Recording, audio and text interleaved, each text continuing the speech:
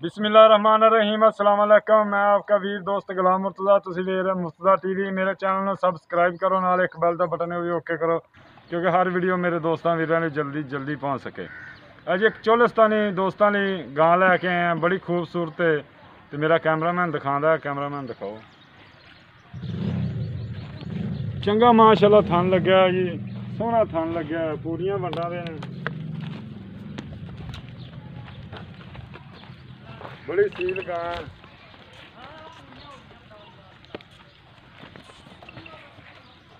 Camera तो डर रही है, बड़ी सील गां। एक सिंह हिलदा,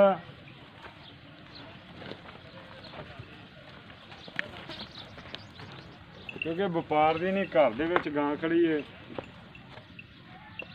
अजे माशाल्लाह ने बड़ियां ढिल्लां ने, बहाना बड़ा बनावेगी। अजे ये लै जाएगी 5-7 दिन लै जाए, 10 दिन लै जाए, मालक तो पूछांगे। माशाल्लाह बड़ी सील सो गां, देखो माशाल्लाह बड़ी सील, मुठ दा थन, पूरा थन खूबसूरत है, पूरियां वंडा दे। इनू थोड़ा जिहा भार तौर पर विखाई।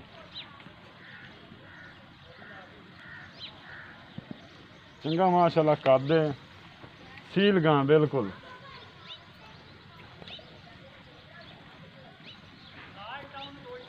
बड़ी खूबसूरत है।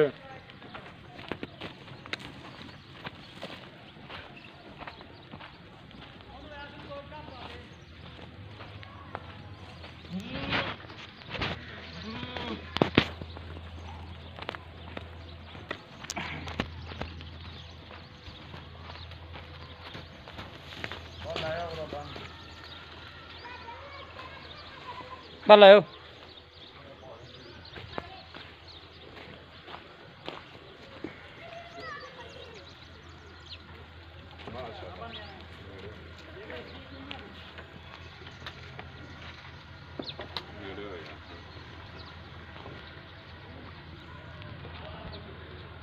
बड़ी सील गां माशाल्लाह, बड़ा बहाना बनाइया जी, दूजियां गल्लां पुछने छड्ड दो।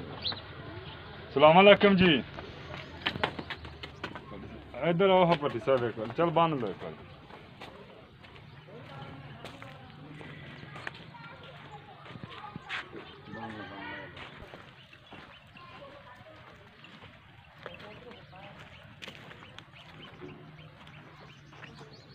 इधर आ,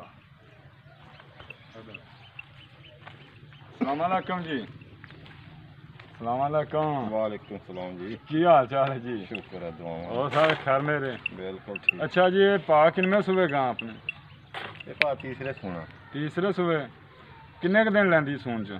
इन्हें दे कढ़ जाने 10 दिन कढ़ जाने। ये घर दी है अपनी? घर दी। इहदे अगे बच्चे खड़े ने? हाँ, बच्चे वो खड़े। बच्चियां बच्चे ने? दोवें बच्चे। दोनों बच्चे ने, चलो भी दिखा लेने। ते 10 दिन कढ़ जाएगी। 10 दुद्ध किन्ना चौंदे रह जांदा? दुद्ध दा 12 रुपये पक्का।